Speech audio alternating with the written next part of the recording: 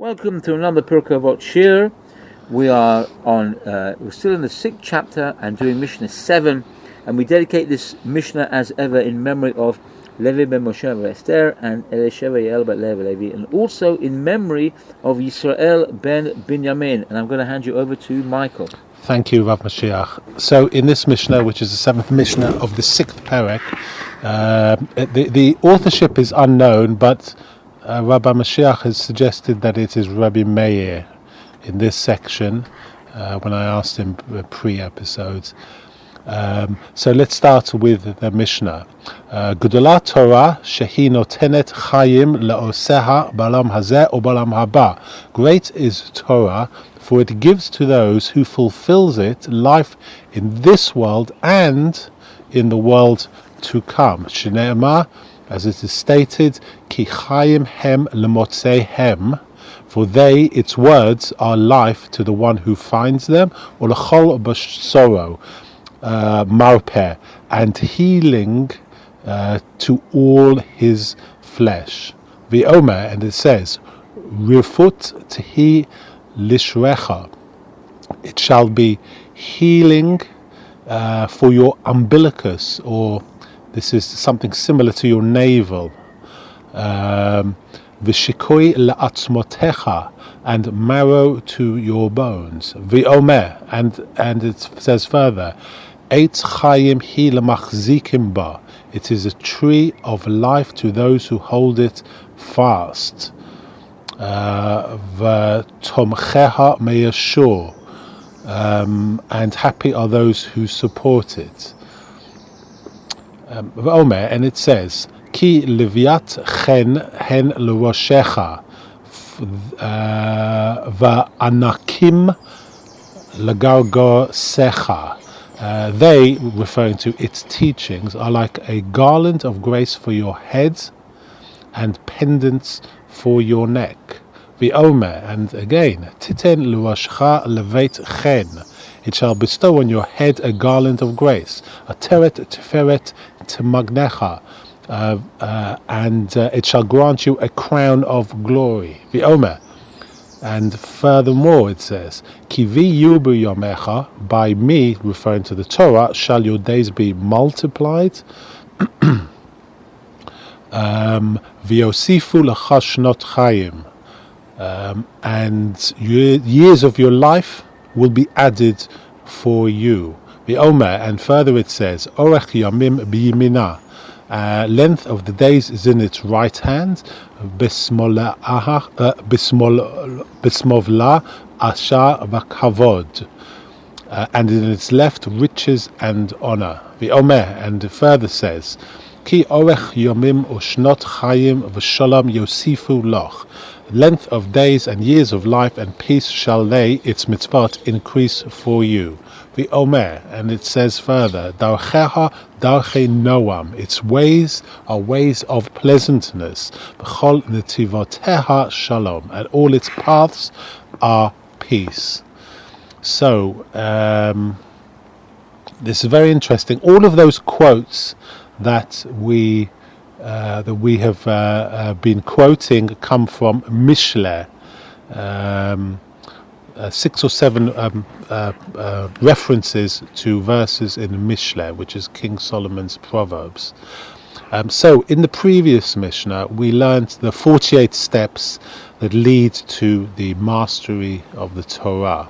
And in this Mishnah, we learn what benefits and kind of rewards await this Talmud Chacham along this spiritual journey. Also, it doesn't just focus on the here and now, it also gives a strong reference to the benefits in the world to come. So let's have a look at slightly more analysis into this Mishnah. And I quote from it, its words are life and healing to all his flesh. So let's look at some references that refer to this healing of flesh by honoring the Torah and being committed to the Torah. So it is we read in Talmud that if someone feels pain in his head, he should engage in Torah study, because it says in this Mishnah, its teachings, are a garland of grace for your head, and if he feels pain in his throat, let him engage in Torah study, for it is stated, the pendants for your neck. If he has pain in his abdomen, let him engage in Torah study, for it is stated, it shall be healing for your umbilicus. If he has pain in his bones, let him engage in Torah study, for it is stated, and marrow to your bones. If pain in all his body, let him engage in Torah study, for we read that it is healing for all his flesh. So there's a direct reference to actual physical manifestation of a healing process through studying Torah. We can give a direct reference to Rambam's teachings, where he made the declaration that there was a direct connection between the body and the soul. In other words, if the soul is in a sick way, your body will also manifest physical problems. This is very interesting because, obviously we all know that if your spirit is down, your body will suffer afterwards. But here it is suggesting there's a direct connection where you can, if you improve your spiritual health, it'll have a direct effect on your physical health. So says Rabbi Yehuda ben Rabbi Chia, he says, come and see that the measure of HaKadosh Baruch Hu is not as the measure of flesh and blood. In the ways of flesh and blood, when a man gives his fellow a medicine, it may be fine or beneficial for one, yet it would be harmful to another. Not so is HaKadosh Baruch Hu, who gave the people of Israel a Torah, which is a life-giving medicine for everyone's entire body, for it is called healing to all his flesh. This is quoted from Gemara Eruvin 54 Amud Aleph. So some may dismiss this as perhaps not scientific, but perhaps is something that we haven't caught up to yet in our modern medical discoveries, that perhaps there is a connection between the soul of a human being and the physical manifestations of sickness. We do know that through steady and thorough study of the Torah, a person perhaps brings healing through psychic channels to different parts of the body. There's perhaps tension is relieved. Tension is, we all know that stress is a major factor in our physical health. If you have too much stress, it manifests itself in the body. That's very clear for everybody to see. Perhaps by concentrating and living a wholesome life, you reduce the tension, therefore you remove any sources of inflammation and other negative physical manifestations in the body. It has been said in a Jewish philosopher, Ahad Ha'am, who was, I think, referenced in the book of Kuzari. He said, more than the Jew has guarded Shabbos, Shabbos has guarded the Jew.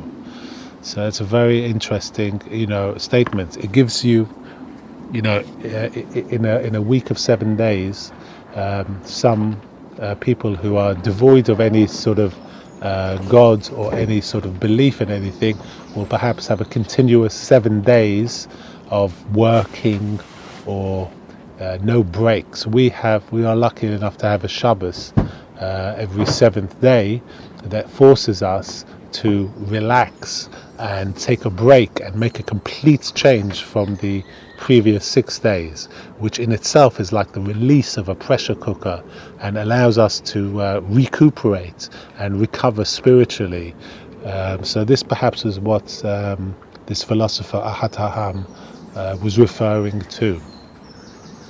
And also Ruach Chaim, Rav Chaim of Volodyin, makes a very important statement regarding the quotation from the Mishnah, "It is a tree of life for those who hold fast to it." He says, "For the world is a stormy sea, whose waves tower and billow to drown us in the depths of temptations. Whoever would save himself can only seize the tree of life, which is the Torah."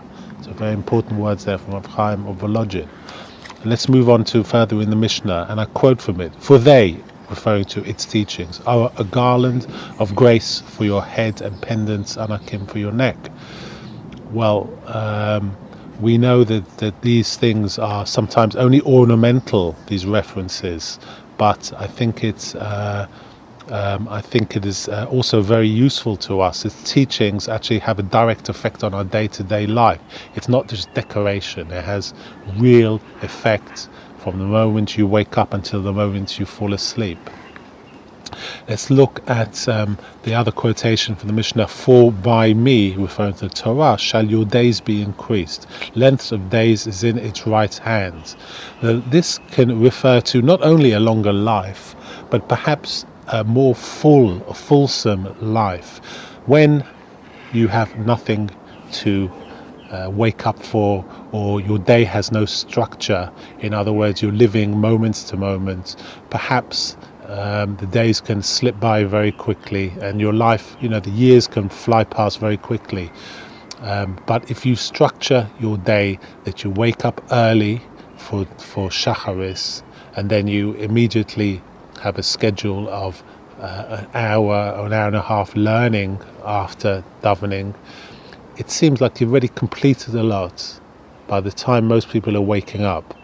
And perhaps this is what it means by your days will be increased or lengthened. It definitely feels, when you pack more into a day, and you have reason to pack more into a day, and you have a desire to do more during the day, perhaps you do good deeds, or you do a little bit of learning throughout the day, you make your days seem longer. Perhaps this is one interpretation of those words. And lastly, a quotation from the Mishnah. It says, "Its ways are ways of pleasantness, and all its paths are peace." So the word derech, or way, generally refers to a main road, while nesuvah denotes a footpath or a little used byway. A driver knows that main roads have an advantage and a disadvantage.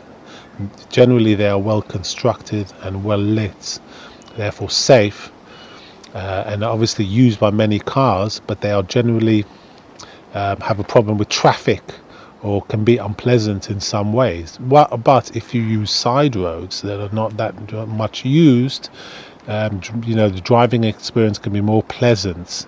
But on the other side, they are not very well lit and have perhaps are not as smooth as the main roads. But our Torah, says our text, is pleasant even in its highways and safe even in its byways. Its great laws and observances and fundamental mitzvot bring us both security and spiritual pleasure.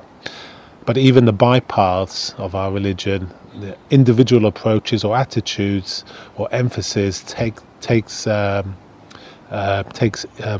individuals along various types of movements. For example, Chassidut and Mitnagim and the men of Musa and Torah in Derech Eretz, they're not just pleasant or attractive each in its own way, but each bypath also assures all its travelers peace and security at their arrival, which is ultimately communion with HaKadosh Baruch Hu through our shared Torah. And that concludes this Mishnah number 7 of the 6th Perek. Thank you very much, Michael. An absolutely fascinating Mishnah. Very much looking forward to the next Mishnah, which is Mishnah 8. Until then, have a wonderful and blessed week.